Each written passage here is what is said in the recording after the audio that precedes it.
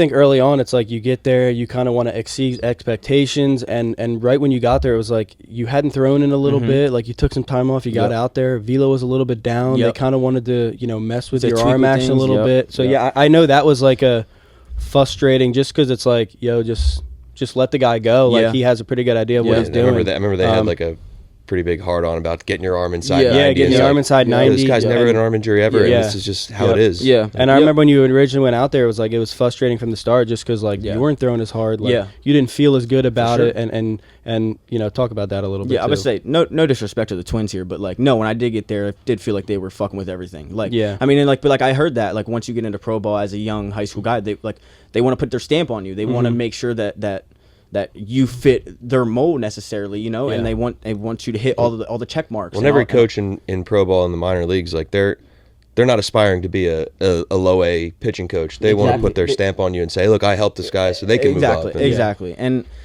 And like I said, like it messed with me a ton. Like really did a ton. Like the velo dropped a ton in instructs. I mean, it didn't drop a ton. Like I was sitting 94 to 97 in instructs. I hit a 99 once, but from there, like I went to early camp right before spring training, was doing well on my plyo velo, but then I got a ball in my hand and they started messing with stuff again, and like I just felt so outside of myself. And then I ended up getting traded actually like I don't know, a month and a half after going there for early camp, a week into spring training. And we were talking about it yesterday. Some shit happened before that. Yeah, when they sent you home. Yeah, remember when you were like, "Yo, can I go home? I'll go to BPC, work on it." And like we started to work on it. We had like a week though, and it started to get better. And you were like, "Yo, I want to throw a live BP like before I go to see how hard it is." And I was like, "You've just thrown 50 balls every day for the last 4. I don't know how hard you're going to throw a live BP." And I remember like you had to face Lope, Decker, and Big Joe. Yeah, and like didn't Lope drill one or somebody? Somebody hit one that hit you. Big Joe hit him, I think. Oh yeah, hit my knee. But I just all three of them fucking laced your ass. Though.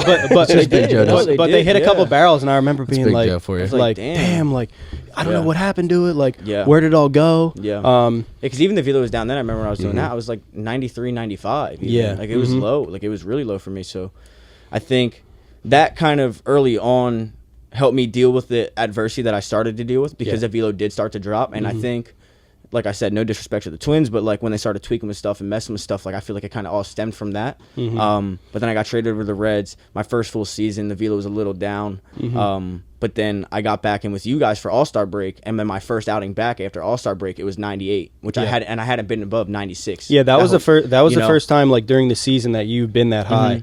I remember that, and it was like, I mean, it's just good for you to deal with, because it's like throughout your career you need to know what can get yourself back. Exactly.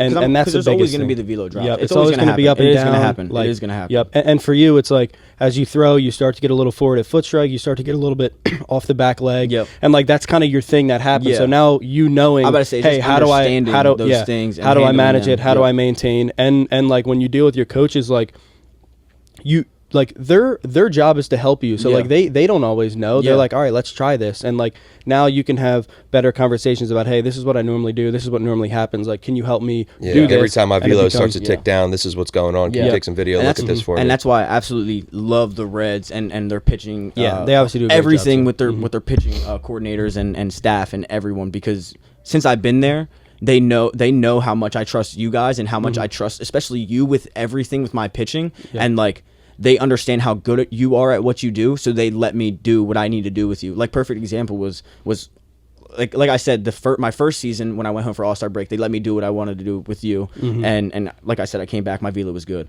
This year had a bad first month, kind of shook it off, whatever, started to figure it out. Velo started to drop off right before All-Star break.